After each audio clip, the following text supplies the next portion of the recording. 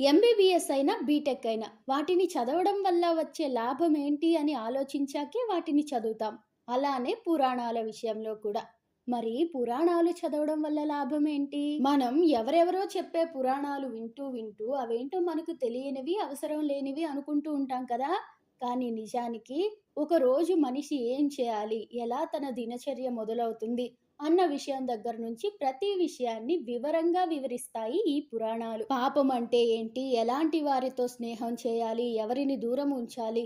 అనే నీతి సారాన్ని కూడా చాలా వివరంగా చెబుతున్నాయి ఈ పురాణాలు. ఓవైపు జ్ఞానం, మరోవైపు ఆచారం, ఇంకోవైపు ఆరోగ్యం, ఇలా అన్ని విషయాలను తెలియచేసేవి పురాణాలు.